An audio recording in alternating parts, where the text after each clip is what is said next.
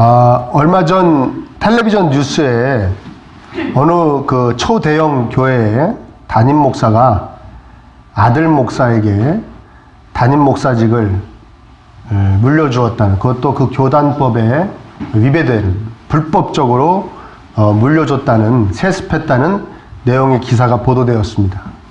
사회적으로 큰 파장을 일으켰고 뉴스에 나왔으니까요. 우리 기독교 내에서도 많은 이야기들이 오고 가곤 했습니다. 그리고 그 교회의 세습에 관한 문제는 아직도 진행형입니다. 그나마 다행이라고 생각되는 것은 전문기관의 설문조사에 의하면 한국의 그리스도인들 중에 세습에 찬성하는 분들보다 세습에 반대하는 분들이 훨씬 더 많다는 겁니다. 70%가 넘습니다. 세습을 하면 안 된다 생각하는 분들이. 불신자들도 70%가 넘고요. 세습을 하면 안 된다고 생각한다. 근데 그럼에도 세습을 하면 안 된다고 생각하는 교인들이 75% 가까이 되는데도 불구하고 저와 여러분들 주변에는 이미 세습을 한 교회, 세습을 진행하고 있는 교회, 세습을 앞으로 하려고 꿈꾸는 교회들이 참으로 많습니다. 그런 교회의 담임 목사에게, 특히 그런 교회 성도들에게 우리 뭐라고 말해야 할 것인가? 뭐라고 해야 되는 것인가? 여러분, 세습은 왜 하면 안 되는 것입니까? 한번 생각해 본 적 있으십니까? 어떠한 점에서 세습을 하면 안 되는 것입니까? 아니, 별로 안 좋아 보여요. 이렇게 말하는 것으로만은 곤란합니다. 성경적 이유가 있어야 됩니다. 하나님이 왜 세습을 하지 말라고 하시는가? 세습을 왜 싫어하시는가? 성경적 이유가 있어야 됩니다. 그래야 교회들이 하는 일에 반대할 수 있는 것입니다. 그저 좋지 않아 보인다는 그런 설명만으로는 감히 주님의 몸된 교회들이 하는 일을 반대하는 근거가 되지 못합니다. 하나님이 이렇게 말씀하십니다. 분명한 딱 하나님의 뜻을 제시해야 되는 것입니다. 그래야 교회가 하는 일을 반대할 수 있는 것입니다. 이해되십니까? 네. 먼저 세습을 해야 하는 이유, 세습을 해야만 하는 이유, 성경적인가? 성경에 그 어디에도 없습니다. 세습을 해야 하는 이유는. 억지로 세습을 하는 사람들이 찾아가 근거로 드는 말씀이 구약의 제사장 세습하지 않았는가? 이 정도입니다. 여기에 대해서 많은 이야기 할 수 없고요. 시간 관계상. 한마디로 하자면 목사는 제사장이 아닙니다. 예수님께서 대제사장이시자 제물이 되셨습니다. 그래서 우리는 그 예수님 안에서 예수님을 통해 이제 우리는 모두 다 제사장이 되어서 하나님 앞으로 나아갈 수 있게 된 것입니다. 그래서 베드로전서 2장에 너희는 택하신 족속이요 왕 같은 제사장이다. 그러니까 목사가 제사장이 아니라 모든 그리스도인들이 제사장입니다. 아멘. 그러니까 제사장 세습을 하려면 우리 자녀들이 또 제사장인 그리스도인이 되게 해야 된다는 말입니다. 이해되십니까? 교회에서 담임 목사 세습을 하면 안 되는 성경적인 이유가 뭔가? 한마디로 얘기하면 교회의 주인은 예수님이시기 때문입니다. 교회의 주인은 예수님이십니다. 마태복음 16장에 보면 내가 이 반석 위에, 이 믿음 위에 내 교회를 세우리니, 예수님이 하신 말씀이에요. 교회 누구 세운다는 겁니까? 담임 목사가 세운다는 겁니까? 아니에요. 예수님이 세우신다는 거예요.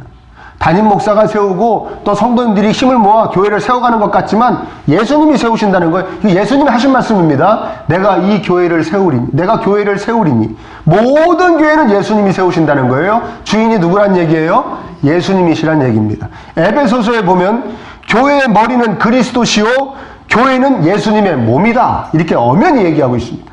그러면 교회의 머리가 그리스도시란 얘기는 교회의 주인이 누구란 얘기입니까? 예수님이란 얘기예요. 고린도전서 오늘 읽은 본문 뒷부분에 12장에 나오는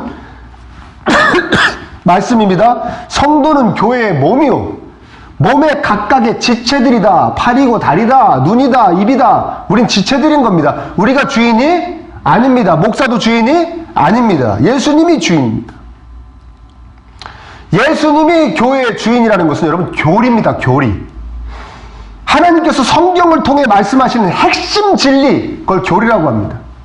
그 교리의 틀 위에 신앙이 자라가는 겁니다. 굉장히 중요한 걸 교리라고 하는 겁니다. 핵심 진리. 예수님이 교회의 주인이시다는 핵심 진리, 바로 교리입니다. 그런데 교회 내 세습은 교회의 주인이 예수님이 아니라 교회의 주인이 담임 목사와 담임 목사의 집안 것이라는 것을 만천하에 선포하는 짓입니다. 물론 세습하는 목사들과 그 교회의 교인들은 그렇게 얘기하지 않습니다.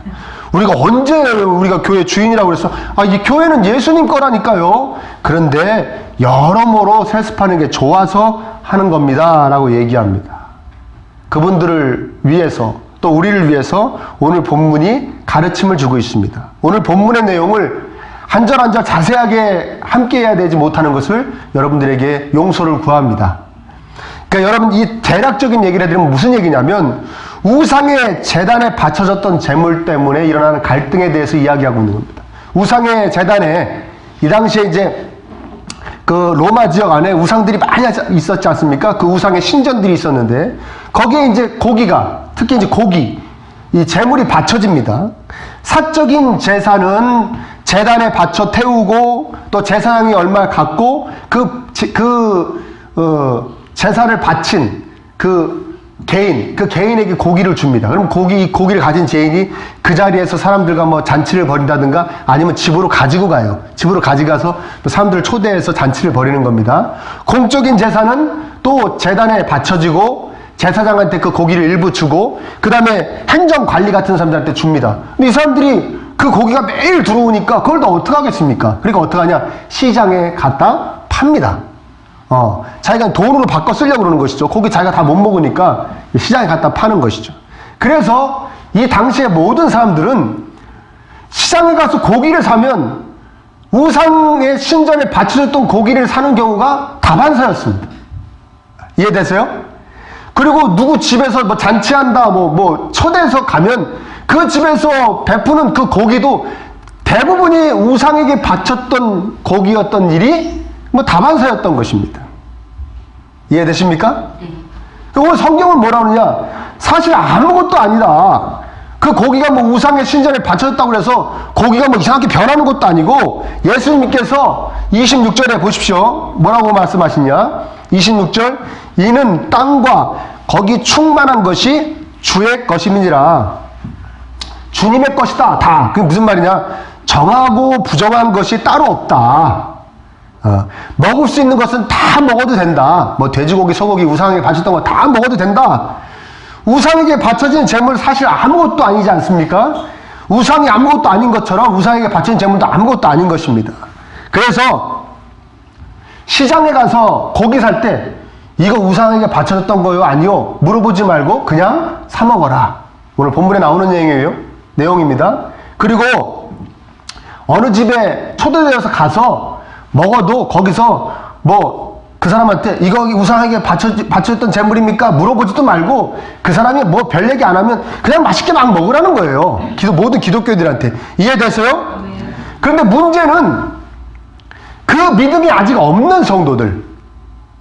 어떻게 예수님 믿는 성도가 우상의 재물을 그것도 마귀에게 바쳐진 재물을 먹을 수 있는가? 막 이렇게 생각하는 사람들. 더군다나 이 시대는 이렇게 귀신이나 마귀에 대한 두려움이 굉장히 강한 시대였다고 합니다. 그래서 그 귀신이나 마귀가 어떻게 이 사람 안으로 들어오냐면 음식물을 통해 들어온다고 믿었대요. 이해되십니까? 그러니까 믿음이 연약한 성도들은 저거 먹다가 귀신 들리면 어떡하냐 막. 그리고 왜 그리스도인들이 마귀에게 바친 재물을 먹냐? 우상 숭배하는 거 아니냐? 막 이렇게 생각할 수 있었다는 거예요. 이해되십니까? 그리고 불신자들이 더 문제였어요. 이 당시에 불신자들은 이렇게 생각한다는 거예요.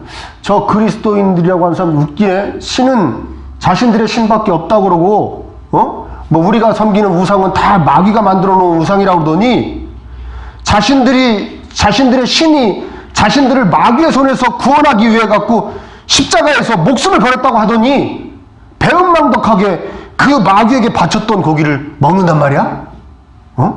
이거 말과 행동이 다르지 않냐? 자신의 신이 마귀의 손아귀에서 구원하기 위해서 피를 흘렸다더니 그 마귀에게 바친 재물을 먹어버려? 왜 말과 행동이 다르다? 이거 뭐 말도 안 되는 것들이네? 이렇게 생각할 수 있었다는 겁니다. 이해되세요? 그래서 바울이 말합니다. 너희들에게는 우상에게 바쳐진 고기든 아니든 아무것도 아니지, 그냥 고기지만 다른 성도들이 너 그 고기 먹는 행위 때문에 너가 그 고기 먹는 행위 때문에 다른 성도들이 신앙적으로 힘들어질 수 있으니 그리고 옆에 있는 불신자들이 너가 그 우상에 바쳐진 재물을 먹는 걸 보고 복음을 받아들이는데 걸림돌이 될 수 있으니 네 옆에서 누가 이거 우상에게 바쳐진 고기였는데 드셔도 되겠어요? 하면 먹지 말라는 거예요. 무슨 말이 이해되십니까? 무슨 말 이해되세요? 너 아무리 떳떳해도 누가 옆에서 그거 우상에게 바쳐진 고기인데 어떻게 드세요? 그러면 먹지 말라는 거예요. 그래서 여러분 23절 같이 읽어볼까요? 시작. 모든 것이 가하나 모든 것이 유익한 것은 아니요 모든 것이 가하나 모든 것이 덕을 세우는 것은 아니니. 내가 할 수 있다고 해서 다 하는 것이 아니다. 내가 할 수 있는 모든 것이 다 덕을 세우는 것은 아니기 때문이다. 교회와 성도들에게 그리고 이 세상에게 유익한 것만 해야 된다는 거예요. 이해되십니까? 그렇게 많은 성도들이 보십시오. 세습은 교회를 담임 목사 집안이 사유하는 것이라고 교회가 담임 목사 거냐고 그렇게 반대를 했는데 그렇게 많은 불신자들이 결국엔 교회가 목사 거네. 그치? 그러니까 왜 거기다가 헌금한답시고 돈 갖다 바쳐서 목사 재산만 불려주고 저 뭐 하는 거야? 하여튼 교회 다니는 것들이 제일 머저리야. 이렇게 욕을 하면 세습하지 말아야죠. 아멘입니까? 네. 이렇게 떳떳한 것도 주변 성도들 맘 상하게 하고 믿음 잃게 하고 불신자들이 복음 받아들이는데 걸림돌이 되면 하지 말라고 그러시는데 세습을 해가지고 그렇게 많은 부작용이 일어나고 그렇게 세상에서 이 교회 욕을 하는데 그럼 하지 말아야죠. 아멘입니까? 아멘. 네. 여러분 창조주께서 이 땅에 오셔서 이 죄 많은 저와 여러분들을 위해 대신 저주받아 죽으시고 그렇게 해서 죄사함 받은 자들을 당신의 품 안에 즉 교회에 이렇게 모으시고 당신께서 그 교회의 머리가 되신 것 그게 바로 예수님만이 교회의 주인이시라는 이 엄중하고도 찬란한 진리인 것입니다. 이 진리를 예수님만이 교회의 주인이라는 이 엄청난 진리를 이처럼 훼손하는 행위를 자신들이 아무리 떳떳하다고 하더라도 옳아 보여도 그것이 훼손된다면 하지 말아야 될 줄 믿습니다. 이것이 성경을 통한 하나님의 가르침이자 하나님의 뜻입니다. 너가 아무리 옳아 보여도 너가 하는 거 네가 그 생각했을 때 아무리 괜찮아 보여도 네 옆에 있는 연약한 성도들이 그것 때문에 힘들다고 그러면 그리고 세상의 불신자들이 예수님 받아들이기에 걸림돌이 된다고 그러면 하지 말아라. 그게 오늘 본문의 말씀이에요. 그래서 세습하지 말아야 되는 것입니다. 그 세습한 목사들이나 그 성도들이 반론합니다. 아니 그럼 우리가 뭐 불신자들이 거북하다고 그러면은 뭐 복이 안 좋다고 그러면 우리가 뭐 하지 말아야 됩니까? 그럼 전도하는 것도 그렇게 꼴보기 싫다는데 전도도 하지 말아야겠네요? 이렇게 얘기해요. 꼭. 예? 이렇게 얘기해요. 여러분 전도는 얘기가 다르죠. 전도는 예수님의 가장 강력하고도 핵심적인 명령입니다. 꼭 해라. 목숨 걸고 해라. 성경이 그것을 분명히 하고 있고요. 세습은 다른 얘기죠. 세습은 조금 전에 말씀드렸듯이 성경 그 어디에도 세습하란 말이 없어요. 그렇게 많은 성도를 목회자에게 실망하게 하고 교회에 실망하게 하고 그래서 교회에 등을 돌리게 하고 불신자들에게는 교회적이 참 지저분한 집단이다 이렇게 생각하게 하는 그래서 복음을 받아들이는데 걸림돌이 되게 하는 이 세습을 꼭 그렇게 해야겠냐 이 말입니다. 네? 그럼 32절 같이 읽어보겠습니다. 시작. 유대인에게나 헬라에게나 하나님의 교회에나 거치는 자가 되지 말고. 저기 유대인에게나 헬라인에게나 하는 것을 어떤 학자들은 유대인 출신 그리스도인, 헬라인 출신 그리스도인이라고 생각합니다. 근데 그렇지 않아요. 왜냐하면 뒤에 하나님의 교회나가 또 있잖아요. 하나님 교회는 다 포함되지 않습니까? 그러니까 저기 유대인이나 헬라인은 모든 교회 밖의 사람들을 다 포함한 얘기예요. 그러니까 불신자를 다 포함했다는 겁니다. 그러니까 유대인에게나 헬라인에게나 하나님의 교회에게나 모든 세상의 불신자들에게나 하나님의 교회 안의 성도들에게나 뭐 하는 자가 되지 말라? 거치는 자가 되지 말라는 거예요. 걸림돌이 되지 말라는 거예요. 그들 신앙생활 하는데, 그들 복음 받아들이는데 네가 걸리적거리지 말라는 거예요. 불편하게 하지 말라는 거예요. 그러면서 33절에 말씀하십니다. 시작. 나와 같이 모든 일에 모든 사람을 기쁘게 하여 자신의 유익을 구하지 아니하고 많은 사람의 유익을 구하여 그들로 구원을 받게 하라. 너한테 유익한가 따지기 전에 다른 사람들의 유익, 즉 다른 사람들이 믿음 생활 잘할 수 있게 돕는다는 마음으로 살아라. 다른 사람들이 구원받을 수 있는데 최선을 다해서 돕는다는 마음으로 살아라. 여러분, 교회는 구원을 받게 하려고 애쓰는 데지, 구원받아야 될 사람에게 교회에 등을 돌리게 하는 데가 아니라는 것을 명심하시기를 축복합니다. 교회는 구원을 받게 하는 데예요.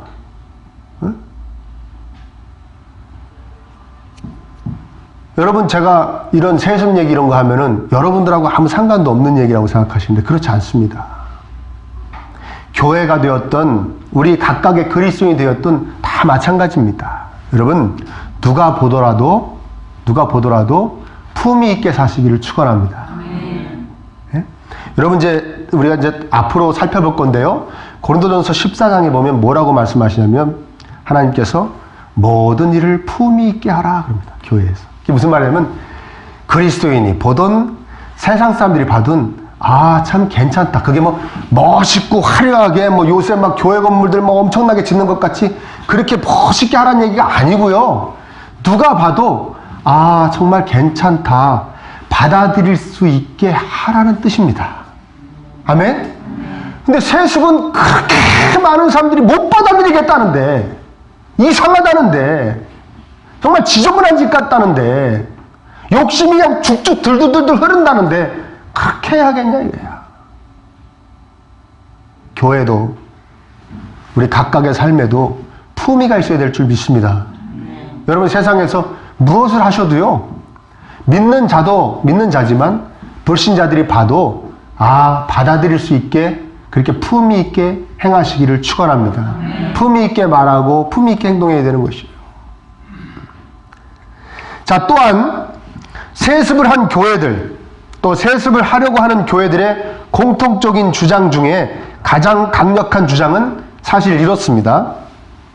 저 강북의 어느 교회에 그 유명한 부흥사 출신의 목사님도 인터뷰를 하셨다고, 제가 그걸 전문을 쭉 읽어봤었는데 요약한 건 이겁니다. 그분이 이렇게 자기 교회를 자기 아들한테 물려줬거든요. 그 다음에 이제 기자가 와갖고 왜 세습했습니까? 그러니까 이제 그 기자한테 한 얘기예요. 그게 세습한 교회를 보라고 말이지.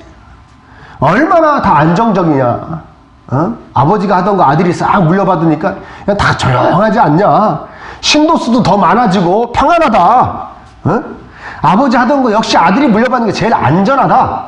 그런데 반면에 세습하지 않고 그냥 바깥에서 담임 목사 청빙해가지고 이렇게 인계한 그런 교회 봐라. 늘 시끄럽고 뭐 전임 원로 목사패 또 신임 목사패 갈려가지고 막 싸우고 갈등 생기고 그래서 교인 수는 줄고, 아무튼 세습이 교회에 참으로 유익한 것이다. 그래서 우리 교회 세습했다.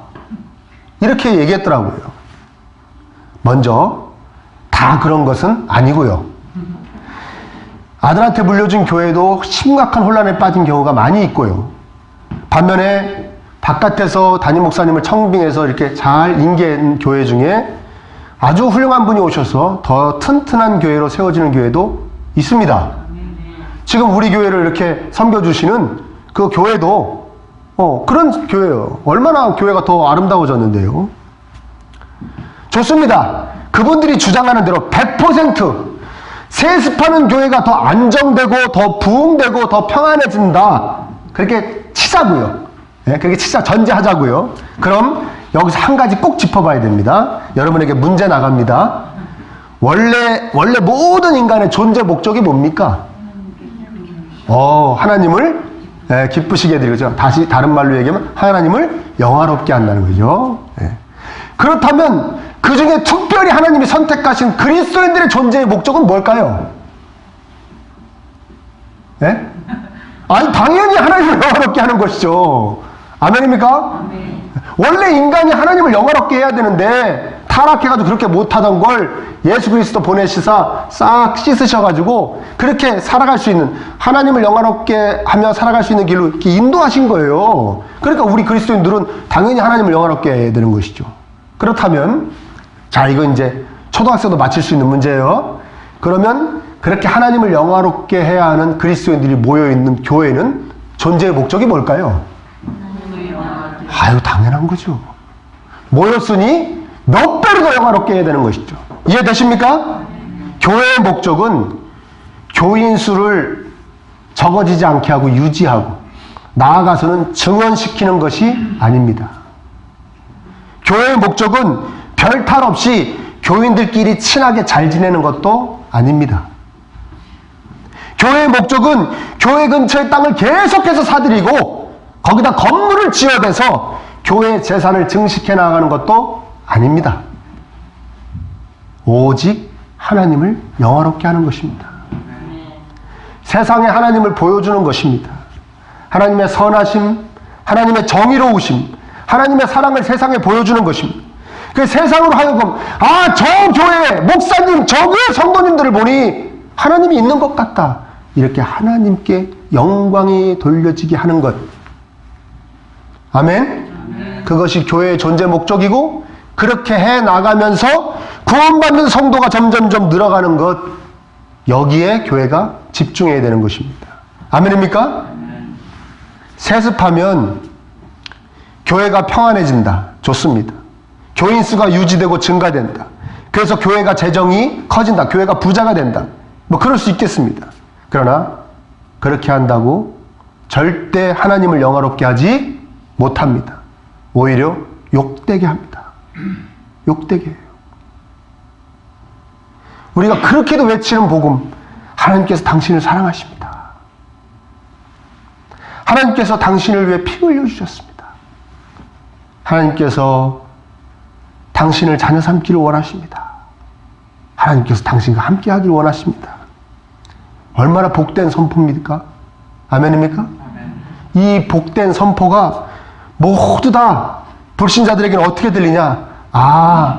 우리 꼬셔서 교회에 나오게 하고 돈 갖다 바쳐서 그 돈으로 땅 사고 건물 져가지고 담임 목사 부자 되고 그래서 나중에 아들 물려주려고 하는 말이구나. 그냥 손님들 끌어모으려는 호객꾼들의 사탕 발림이구나. 이렇게 다 치부해버리게 만들어버리는 거예요. 이게 하나님을 영화롭게 하는 겁니까? 하나님을 영화롭게 하는 거냐?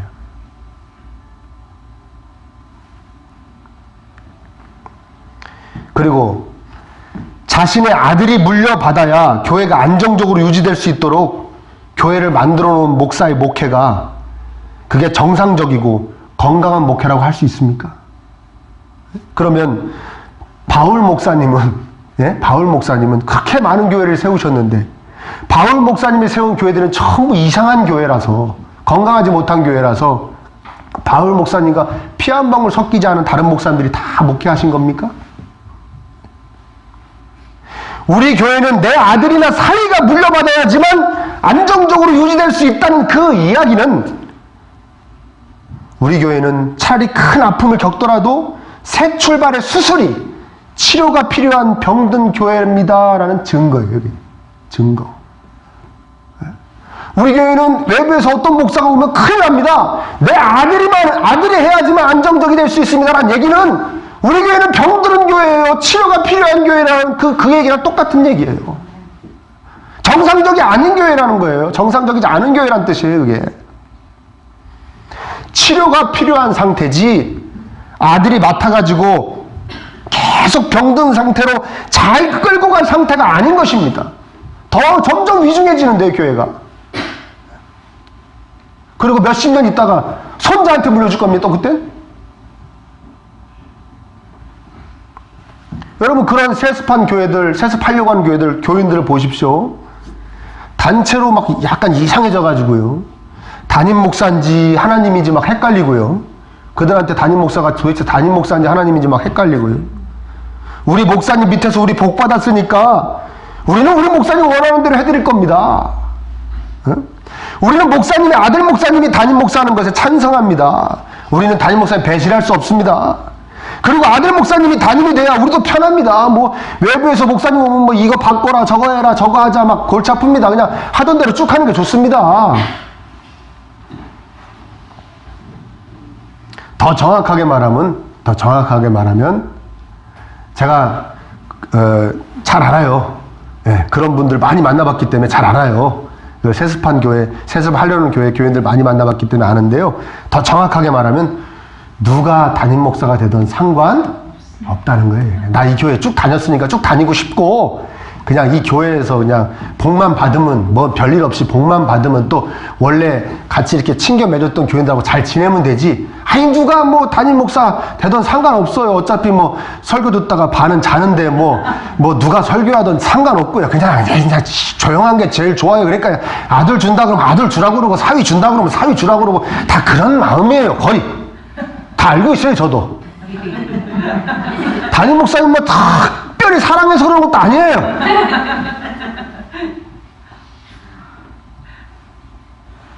그냥 시끄럽지 않게 아들 목사가 해도 나쁘지 않아요. 괜찮아요. 전 이 점이 더 가슴이 아픈 거예요. 차라리 막 우리 담임 목사님 아들 아니면 안 돼요 막 이랬으면 좋겠어요. 차라리 그것도 아니라니까요. 아니 뭐 상관없어요. 그냥 평안히 살다 천국 가죠. 뭐 아니 시끄러워요. 뭐 세습 한이 많이 더 시끄러워요. 그냥 아들 주라고 그래요. 어때요? 그냥 이게 더 가슴 아프다니까요. 왠지 아십니까? 제가 늘 말씀드렸지만 여러분 우리 무당집 가는 사람들이 예? 무당집 가면서 이 무당이 내가 주는 이 복채로 이 돈을 어디다 갖다 쓰나? 선한 일에 쓰나? 아니 못된 일에 쓰는 거 아닌가? 양심적으로 사는 무당인가? 대인관계는 잘 하는 무당인가? 은혜는 알고 사는 무당인가? 뭐 이런 거 신경 씁니까? 아니죠. 그냥 점 잘 봐주고 부적 잘 쓰고 작두 잘 타고 예? 그래가지고 나한테 뭔 일 안 생기고 막아주고 나 잘 되게 해주면 되는 것이지 그 무당이 잘 사나 못 사나 신경 씁니까? 안 쓰죠. 그거랑 담임 목사가 뭘 어떻게 하든지 교회 돈을 갖다 어떻게 쓰는지 뭐 평상시 삶이 어떤지 사람들하고는 어떻게 대인관계를 갖는지 이런 거 아무 상관없이 그냥 나는 저 목사님 밑에서 그냥 복 받고 별일 없이 그냥 편안하게 살면 된다라는 생각과 다른 생각같이 느껴집니까 여러분? 이 레벨이 다른 것 같습니까? 똑같은 거예요. 결국엔 자기 담임 목사 무당 만드는 것이고 자기 담임 목사랑 같이 섬기는 하나님 무당이 섬기는 잡신 취급하는 것입니다. 그게 제가 그렇게 가슴이 아파요. 그게 상관없어요. 그냥 좀 다니던 교회 쭉 다니면서 여기서 복 받으면 돼요. 응? 그리고 제가 100번 이해하려고 애써서 그래요. 그 나이 드신 목사님들이야 우리 자식 사랑하는 말이 마음 끔찍하잖아요. 우리 다 이해하잖아요. 그쵸? 아들 사랑하는 마음 끔찍하지 않습니까? 아들, 딸 사랑하는 마음. 그리고 자식이 어떻게 하다 우상 돼갖고 크게 막 세습하려고 한다지만 그 진흙탕 속에서 그 욕을 먹어가면서도 그 하나님의 몸된 교회를 그게 욕을 먹여가면서도 젊디 젊은 그 아들 목사가 영적으로 깨어있지 못하고 그 아버지 밑에서 무릎 꿇고 아버지 빨리 잘 세습해 주세요 하고 입 벌리고 있는 그 모습을 보면 그 목사랑 그 교인들이 앞으로 그 교회에서 뭐 할까요? 그 세습받아가지고 그 교회에서 뭔 일이 일어날까요? 저 그게 더 한심한 거예요. 더 답답한 거예요. 가슴이 아픈 거예요. 아버지 목사는 물려주려고 하는 아버지 목사는 그나마 100 100번 양보해서 이해가 간다니까요. 근데 나는 그 물려받는 그 아들 목사가 더 이해가 안 가는 거예요. 여기에 하나님이 어디에 계시고 십자가가 어디에 있고 말씀이 어디에 있습니까? 이 세습에, 이런 세습에. 제가 이 말씀을 준비하면서 하지 말까? 그 어차피 그 어마어마한 교회 그 목사님과 성도님들이 이 작은 교회 이 연약한 이 목사가 이 외치는 이 말에 콧방귀나 끼지도 않을 텐데 하지 말까? 왜 그 착한 우리 교인들한테 얘기하면 뭐 할까? 응?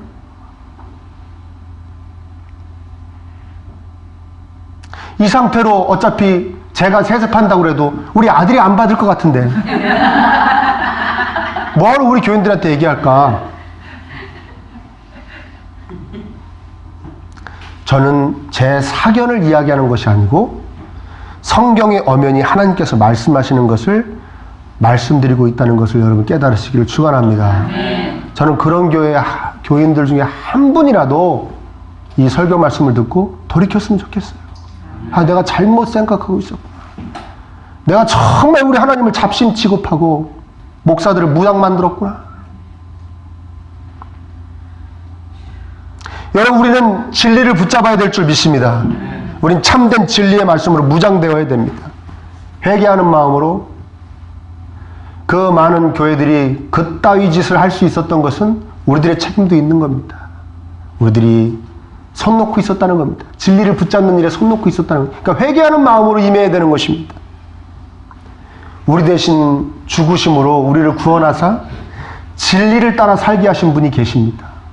십자가에서 죽으심으로 우리를 진리를 따라 살게 하신 예수님이 계십니다. 그 예수님의 은혜에 조금이나마 걸맞게 진리를 계속해서 붙잡고 진리를 계속해서 따르고 진리를 계속해서 전파하는 그런 참된 그리스도인들이 저와 여러분들이 되어야 될 줄 믿습니다. 세습하는 교인들한테, 세습하려고 하는 교인들에게 가서 진리를 얘기해야 됩니다.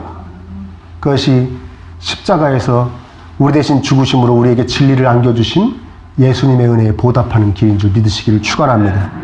우리 31절 보겠습니다.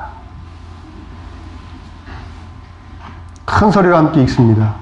시작. 그런즉 너희가 먹든지 마시든지 무엇을 하든지 다 하나님의 영광을 위하여 하라. 무엇을 하든지 하나님께 영광이 되는지, 그러니까 교회가 하는 일이든 내 개인적으로 하는 일이든 무엇을 하든지 그것이 하나님께 영광이 되어지는지 생각할 수 있는 교회와 성도들이 되어야 될 줄 믿습니다. 우리 교회와 그런 성도님들이 되시기를 예수님의 이름으로 간절히 축복합니다.